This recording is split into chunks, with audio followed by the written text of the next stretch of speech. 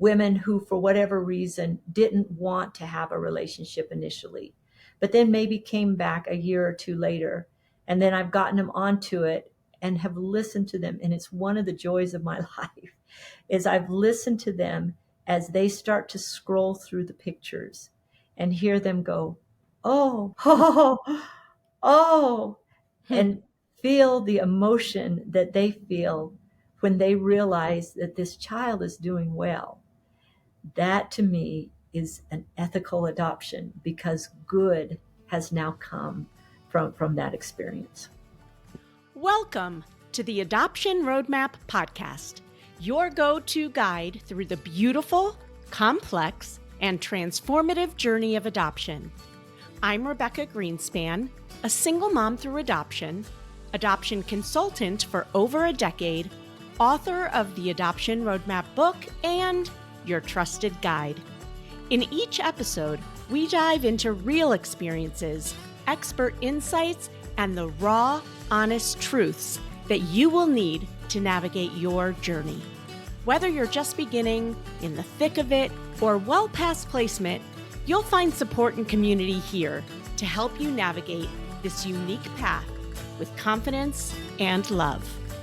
Adoption isn't all rainbows and butterflies. It is life-changing and worth every bit of effort. Let's learn, grow, and journey together on the Adoption Roadmap Podcast. This one's going to be juicy. We're stepping right into one of the most controversial conversations in adoption. Adoptions in Utah. They've been called the Wild West of adoption, accused of exploiting birth mothers, and labeled as one of the fastest and easiest adoption processes in the country. But at what cost? Are these criticisms fair, or is there more to the story? To help us unpack this, I'm joined by Donna Pope, single mom through adoption of 3 now grown men, executive director of Heart to Heart Adoptions, an agency licensed in Utah, Florida, and New York with a nationwide reach. Donna has been in the adoption world for over 26 years, is a strong advocate for ethical adoption practices and long-term relationships between biological and adoptive families, and is the creator of Our Hearts Connect, an innovative platform designed to support communication between members of the adoption triad. With so much controversy surrounding Utah's adoption laws, Donna is here to set the record straight, or at least give us an insider's perspective on what's really happening. Are birth mothers being coerced? Are agencies prioritizing profit over ethics? And why does Utah seem to be at the center of the adoption debate? This is Donna's first ever podcast appearance, and she's agreed to be on the hot seat. So let's show her some grace and get right into it. Donna, thanks for being brave. I appreciate you. So I think that what I've heard as far as all the scrutiny in Utah and a little in a lot of these articles comes back to marketing, which is a big part of any business. By the way, if anyone didn't know that. And when it comes to marketing for expectant moms, it gets a lot of scrutiny. Yeah, for sure. There have been reports of aggressive, quote unquote, aggressive marketing tactics by Utah adoption agencies targeting pregnant women from other states. What are your thoughts on working across state lines when you don't necessarily have a physical presence in those states? Let's talk about that because it is questioned a lot. Yeah, no, it is. And I think a better person to ask would be the birth moms. And I've asked them a lot, why did you call us?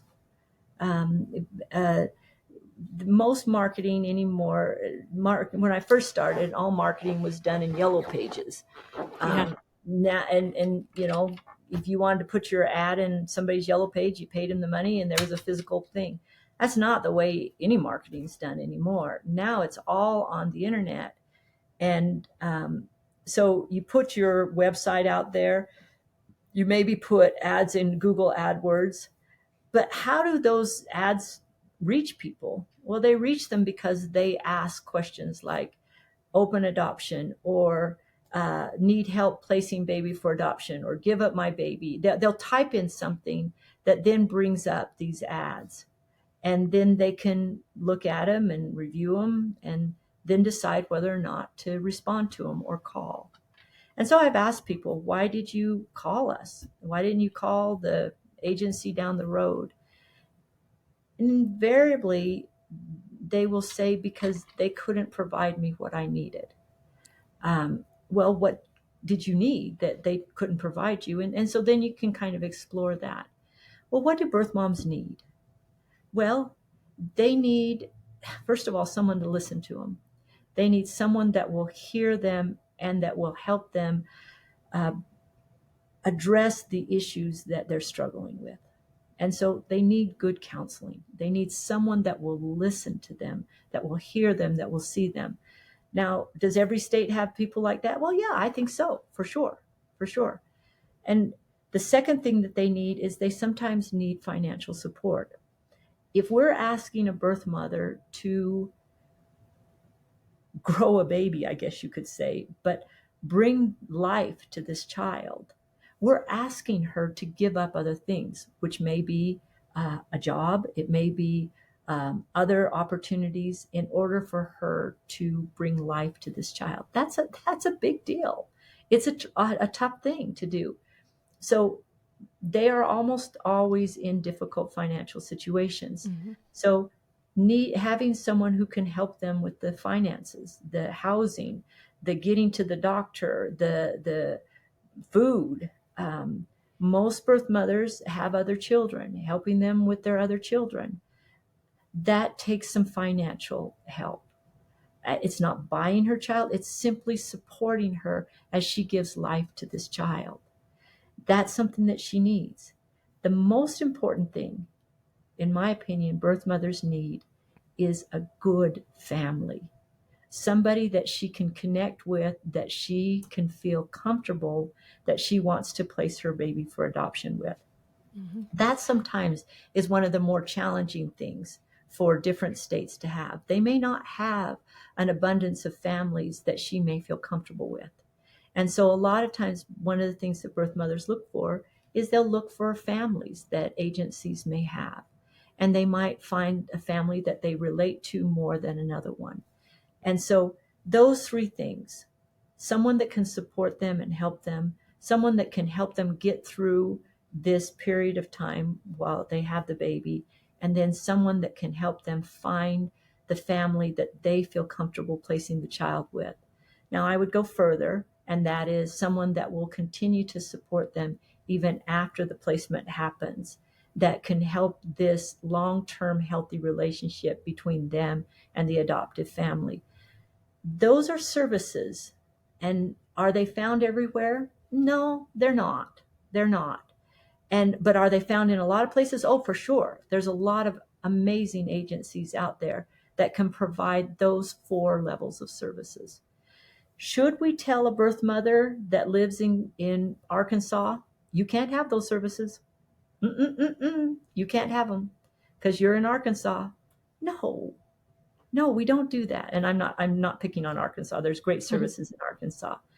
But if she finds someone, do we tell her? No. You have to be limited in the services that you can have because of your location. Well, that's part of the reality of life for sure. But we all know that we look for, when we have a service that we need, we search for it. We all do that, regardless of what the area is that we're searching for. We ought to provide that same opportunity for women that are doing the most important thing of their life, finding a home for their child. And do you do that by bringing them to you, or do you go to them? Yeah, that's changed over the years for us. If a birth mother is homeless and she's living in a tent down by the river, or she's in an abusive situation and she doesn't have other options, certainly we want to provide her that option. And sometimes that can be for her to come to apartments that we have. I will tell you that right now, about 80% of all the women we work with want to stay where they're at. They're comfortable with their doctor. They're financially at least okay enough that they have housing and they have their children. They don't want to pull their children out of school. And so by far, about 80% stay where they're at. And we work with them generally in association with their local resources as well. Um, but some, they got to get away. They got to get away. And so we'll help them in those cases. Do you think that's the case for most agencies in Utah? Because I think you might be rare in saying that a lot of times you'll go there and that's changed. I think there's a lot of other agencies that almost every single adoption is in Utah. Yeah, Are I there don't. conversations about that? Do you know that Yeah, other agencies have been having? yeah, and I think probably maybe a little bit more. I think it goes back to that whole idea of giving the mom the space, whether that be physical space or emotional space, to make the best decision that she can. And that takes time and it takes kind of a finessing to give her. Sometimes she needs a different physical space. Mm-hmm. But sometimes she just needs the emotional space. And how all of the agencies do it, I don't know all the numbers for them. Fair enough. I just didn't know if it was like a conversation being had among, you said you talk a lot to the other agencies. And I do want to state, we are talking to one person from one agency in Utah, just like every adoptee has their own story and Have our every story. person, right. So this is one story in Utah. But I certainly know the intention of giving that space for birth mothers is there. That I do know. As I've talked with all agencies, that desire to do the best for that birth mother is always there. Mm-hmm. Now, what happens after they give birth and you have them housed in a different state than they're from, or not, or they live in Utah and you're still housing them? What happens after birth typically? Totally depends on their situation. Hopefully, the discussion about that happens even before any discussion about that. There's the there's the pregnancy plan. What are you going to do? How are you going to get through the rest of this pregnancy? There's the hospital plan. What's going to happen in the hospital? Who do you want there? How long do you want to stay? What's going to happen? And then there's the after delivery plan. And all three of those plans really should be discussed to some degree, at least, prior to them as working with them, for sure. And so if they decide that they want to come to Utah, then certainly the hospital plan is a big part. And if they want to stay in the hospital or whatever their medical needs are, then they're honored. And then they need to have some time. Some women, the minute they get out of the hospital, they want to be on a plane and out of here. Mm-hmm. Others, they want to move here. They don't ever want to leave at all. And then it's a matter of helping them find an apartment and helping them get established and getting a job and stuff like that here. Most need a week or so of healing and kind of recovery, and then they want to go back home.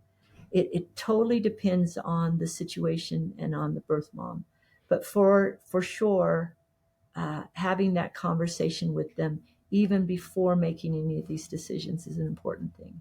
Will it change? Oh, for sure. For sure. And so what is our responsibility if it changes? What's our responsibility if they decide to parent? Well, it's the same as everything else. Give them the space to make sure that they have a good decision, and then help them make a good plan, a parenting plan, and then help them start to implement it.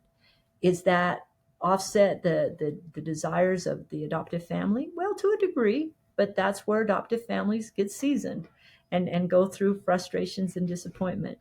Does it have a financial cost? For sure. But that again is where the challenges of balancing the financial needs of the agency come in. Yeah. Well, you just covered all my questions in there, so thank you. There you go. What type of oversight and regulations are Utah adoption agencies under? The Office of Licensing, and I've worked with licensing in 5 states now. Well, actually more 6, and they're pretty much all kind of the same. They require, you to show your records, and there's extensive records that you keep on each situation.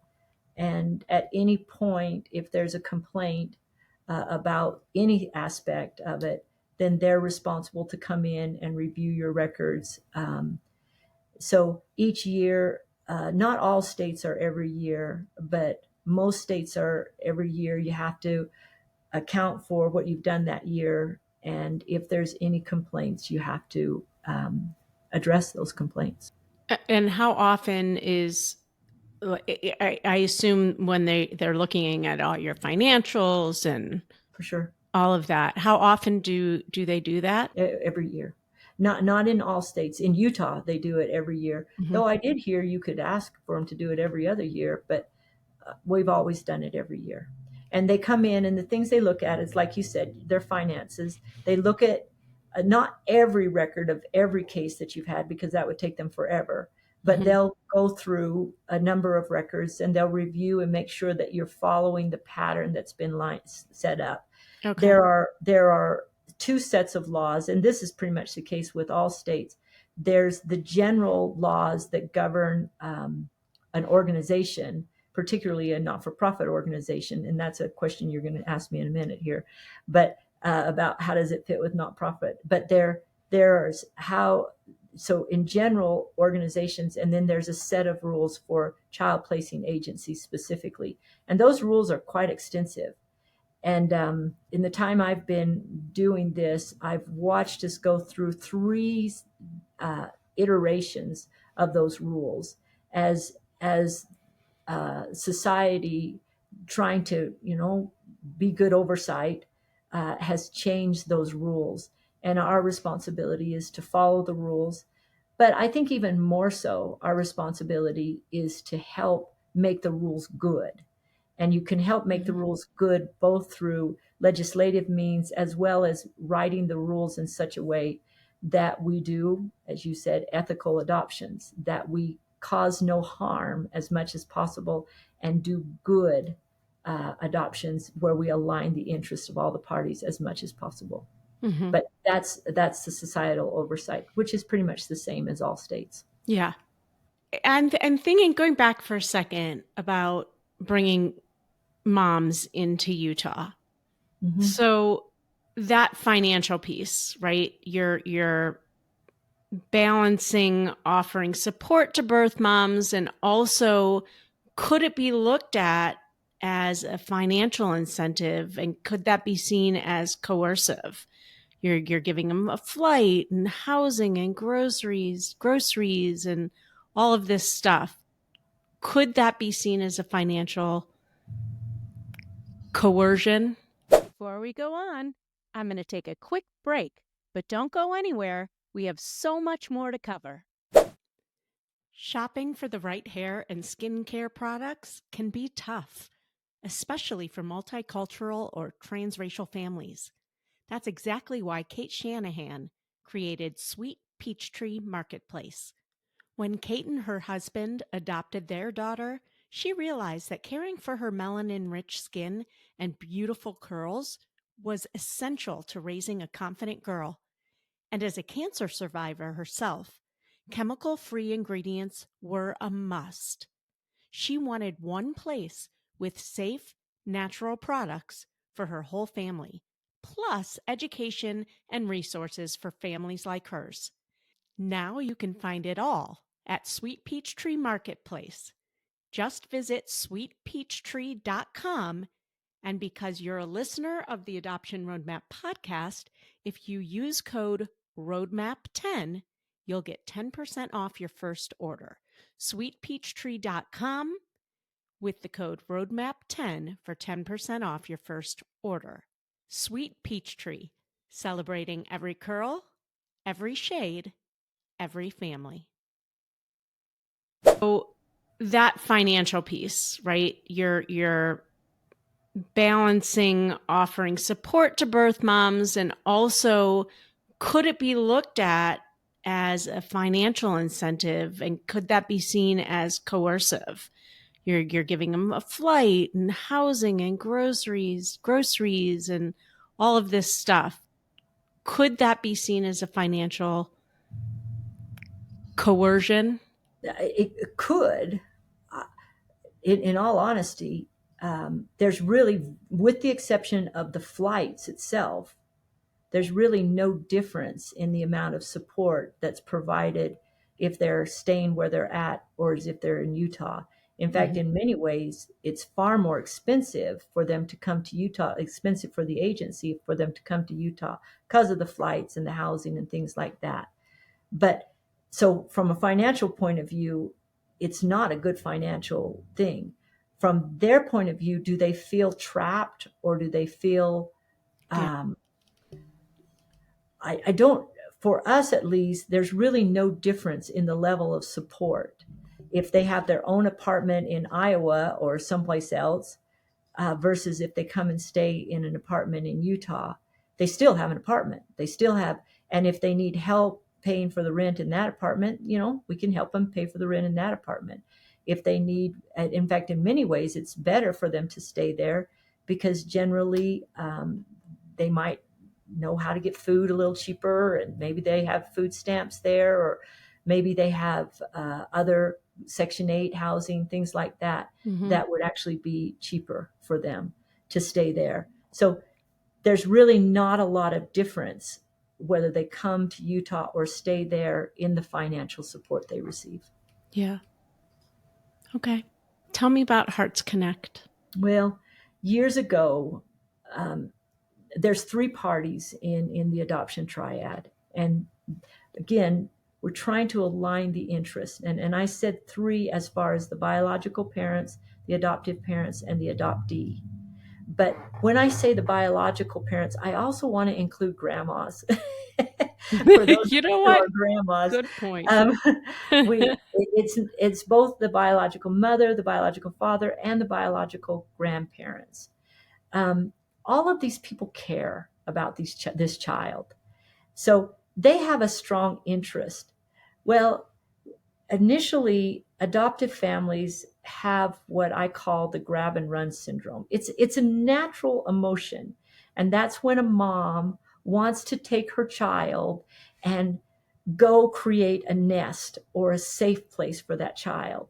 And it is a maternal, I call it sometimes the mother bear feeling, where you want to take your child and go and be the mom of this child. And so sometimes they kind of want to avoid having a relationship with the biological family initially. So the biological family's interest in a relationship is pretty high, whereas the adoptive family's interest may be a little lower. That changes over time. Over time, the biological family, they get on with their lives and they're moving on, and their interest level starts to diminish. They're just moving on with life. Whereas the adoptive family, now they're starting to raise this child and questions begin to come up. And their interest in getting answers to those questions, their interest in that relationship may rise. And then years later, maybe 12 years, 16 years, maybe 20 years, the adoptee's interest in that relationship starts to come up. So we've got these 3 very different parties. And so we wanted to create a space in which they could all 3 be involved and feel safe, feel like boundaries weren't going to be overstepped, or they weren't going to be in any way hurt by the relationship. And so we created a safe platform which can be monitored. Now, it doesn't always have to be monitored. And sometimes people hear the word monitored and, they're going to tell us what to say. No, the value of it is that if things start to go off, if one of the parties starts to act in such a way that would damage the relationship, then a counselor can step in and give advice or help them word things in a way that wouldn't damage the relationship. The idea is to have a long-term, healthy relationship between these parties, particularly for the interest of the adoptee, because someday that adoptee may have questions that only the biological family could answer, or may want a relationship that may be of value. And so having a safe place for this long-term healthy relationship is what we want to do. Now, I brought up the birth father and the biological parents because they want it too. Now, sometimes they don't care, but if they do care, it's a service for them as well.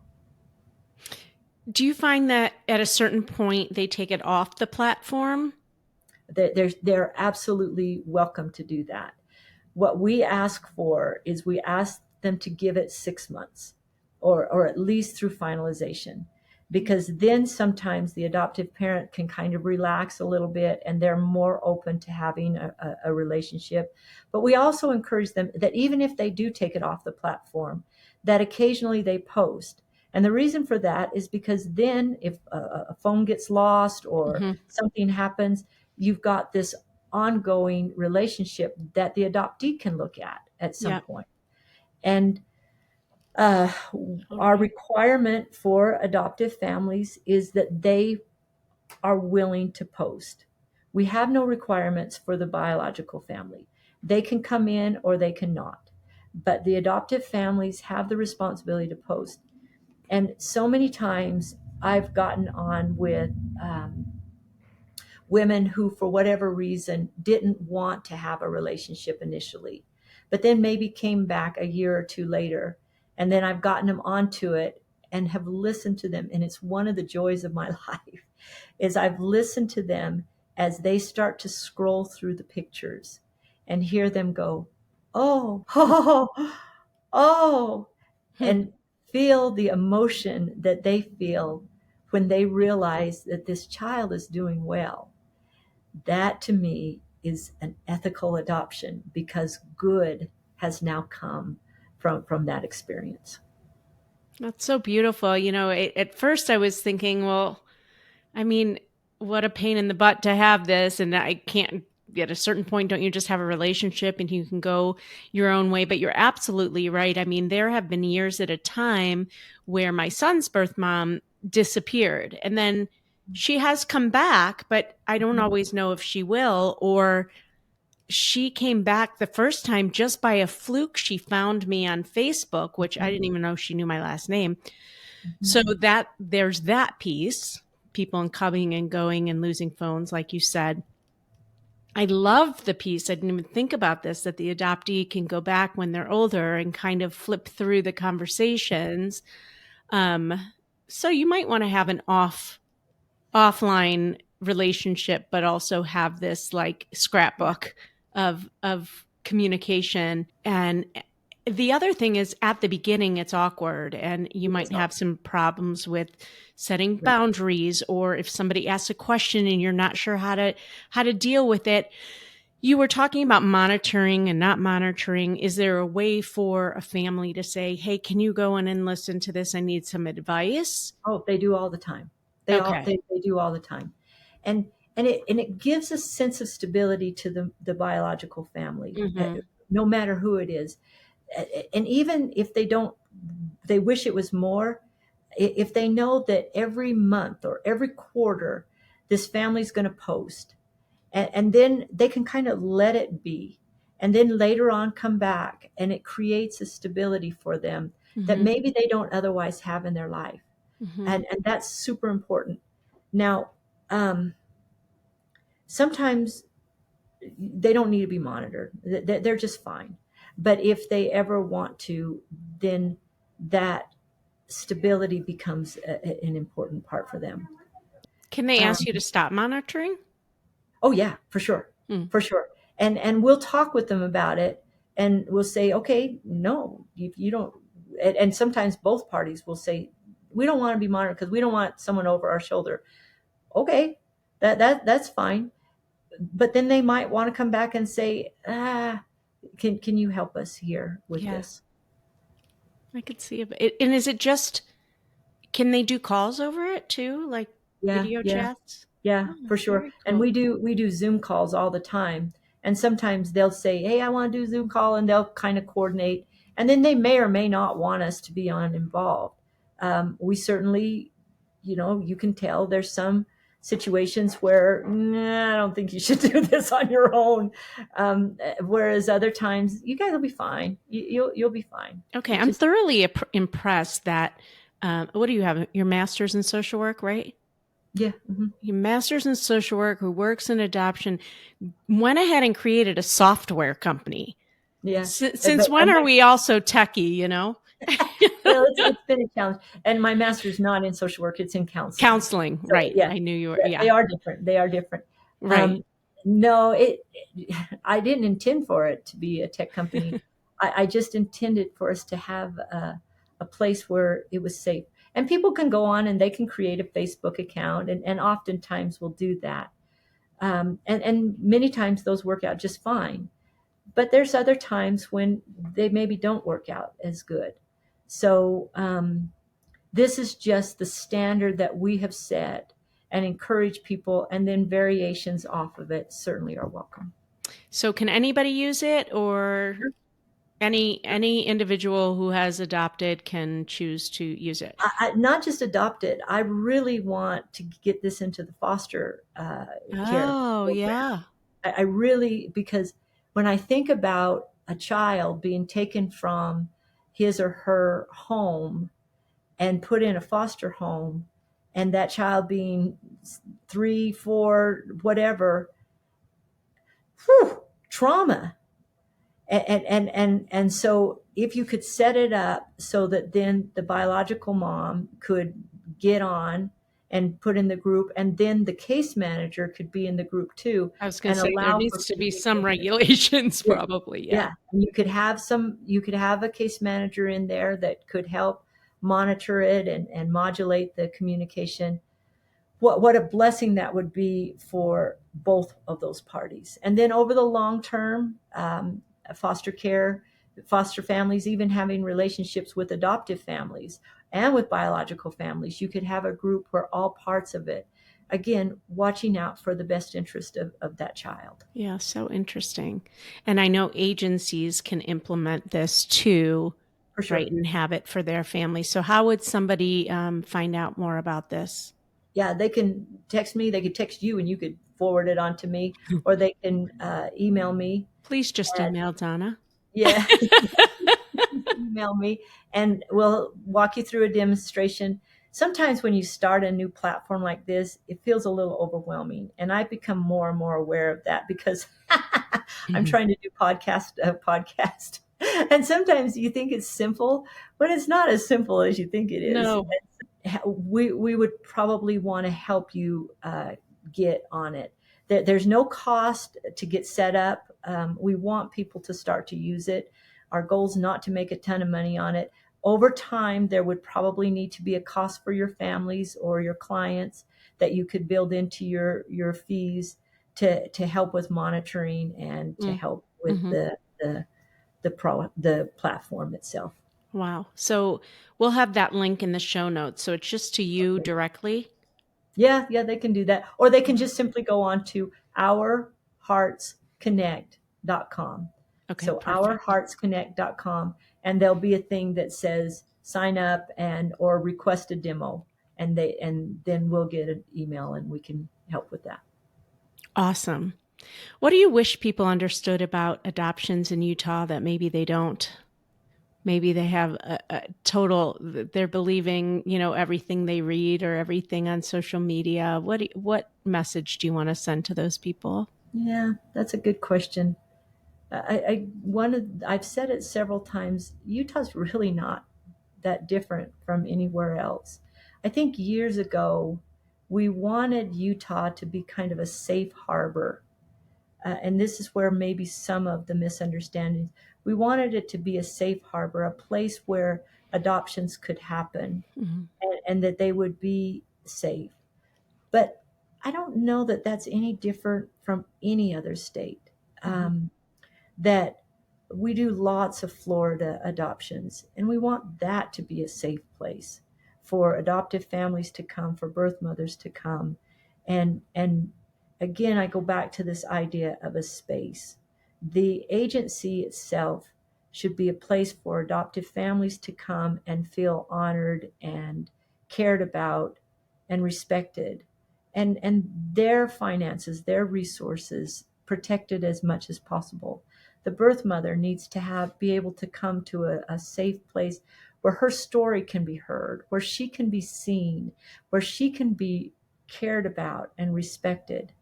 Because ultimately, we have this battle in our nation right now between pro-choice, which is the birth mother should have the right to choose, and pro-life, the child should have the right to life.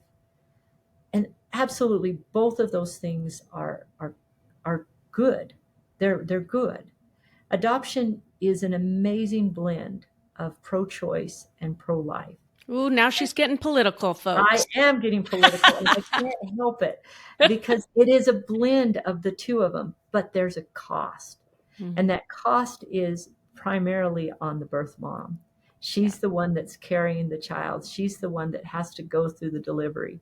So she has the cost. So there's a cost there in many, many ways. She needs to be able to come to a place where people respect and honor that, what she's giving. But also there's other parts to the part as well. There's the adoptive family, and all of them need to come together. Does Utah do that well? I would like to think that we do. And to whatever degree that we don't, I want us to get better. But I think that all states should have that same philosophy as well. Yeah. That's great. And I want to reiterate, just like everybody has their own story, there's going to be stories that come out in the media from any side, right? From the birth mom, from the adoptee, from the adoptive parent. And hopefully, if there's anything you've learned through this conversation, that adoption is so complex and there's so many different sides, for lack of a better word. There's so many moving parts that usually when we're reading about these stories, these articles, these experiences, that's one person's experience at a given moment, and you're missing at least two other sides of it, right? Two other pieces of that. What they are saying might be true. It might be their reality. And there is another big part of it that you are not seeing. Right. And even if you were to come back to that very same story, a week later, a few months later, a year later, it might be totally different. It might be totally different. And I'm not saying that mistakes aren't made or that people don't make bad decisions. I know you've done that. I've done that. We're human. Everybody has. I just wish that people understood the complexities of adoption to the point where when they read, they take that information in as part of a truth, and then they go digging to either find out the other sides or, instead of spewing hate or trying to throw people under the bus or, it's complex. It's way more complicated than what anyone's reading on a social media post or in an article. For sure. And so I know, speaking for myself, I will always tell people, I will read, I will take it in, and I will explore. I will never jump on a bandwagon because that can be really harmful. And that when we talk about exploiting, I think that's where the exploitation happens most. Oof. Because if you take a woman who's in a crisis and you get her feeling like she has been wronged, in some ways you're exploiting a natural emotional process that she's going through. Ooh, that's not a nice thing to do. It's not. Yeah. And we need to be really careful to not do that. How do you have a strong backbone when you start reading things that are written about you, about your state, about the industry that you work in. I struggle with this too. How do you deal with that? That's a good question. I remember years ago I didn't do it very well. It would hurt me. I would be hurt. Um, and then for a while I had to quit reading anything. I had to go, well, I'm not going to even read it. Um, Over time, it's kind of like your perspective rises. You go up higher and you see the broader picture more and more.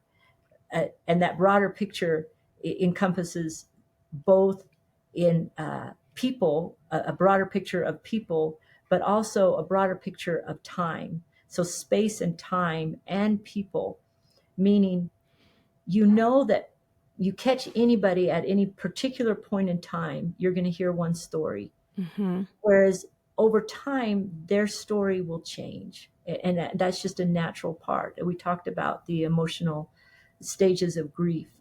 It just is a natural part. You also see people. They grow and they learn and they become stronger. Organizations grow and learn and become stronger. And anytime you stick them, you are like this because at this point in time, you are like this. That's who you are. Boy, we don't want that to be said about any of us. We don't want birth mothers to hear the message, you are like this because of whatever's happening at this point in time in her life. That may be difficult. You don't want that. And none of us like that.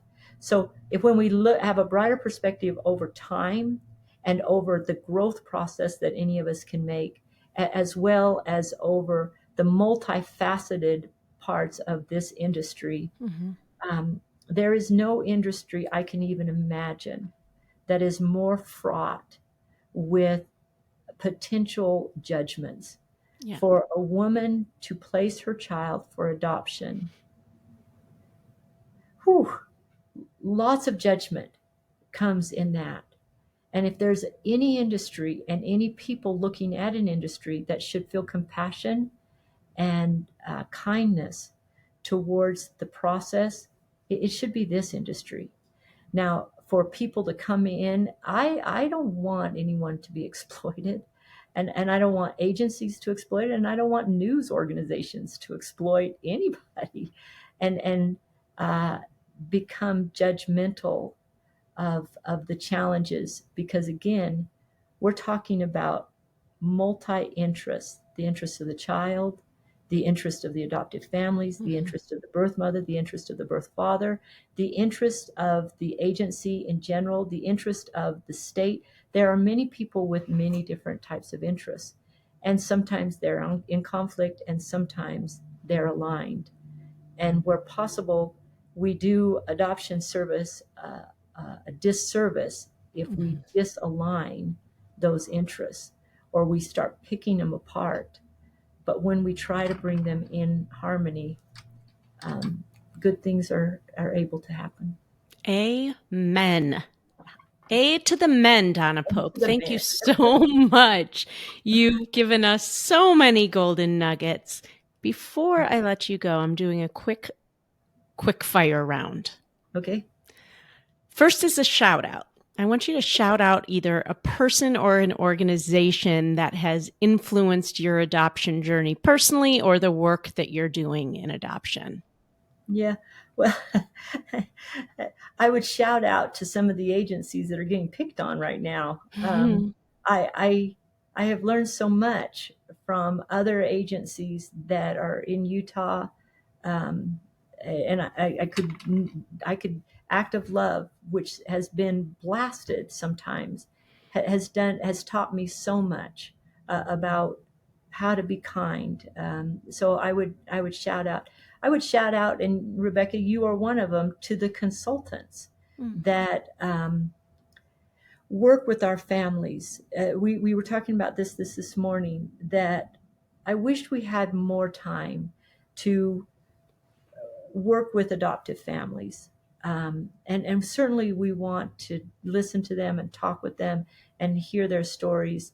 There is a limitation to our time because we do want to give space for the birth mother. So when they when there's another party like consultants that do give that extra time and attention to adoptive families, we're very, very grateful for that. I give a shout out to agencies all throughout the United States. I talked with an agency in New Hampshire this morning. Man, I love them. Hmm. They are called Adoption Resources, and they're just a little agency that just tries to do good. They do some international and they do some um, domestic adoption.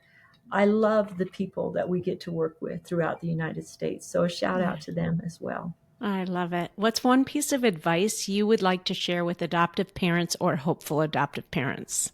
Yeah, it's a simple one. Hang in there. It really is. Um, I hate to say it this way, but try to see every struggle you go through Mm-hmm. as making you better and stronger. These things will be for your experience, and they will be for your good. And as you go through them, it helps you attune to the experiences that the birth mom is going through. And quite honestly, attune to the experiences that your child will go through. The more the more you struggle, the stronger you will get, and the more you'll be able to support and help others that are struggling too. What's one thing you wish every adoptive parent knew before they brought their child home? That is going to be hard. sometimes I want to say, okay, uh, this is going to be hard, but it's the hard that makes it worth it. That it's the hard, and what's hard is trying to see things from the other person's perspective. And sometimes with your kids, it's hard to see it from their perspective.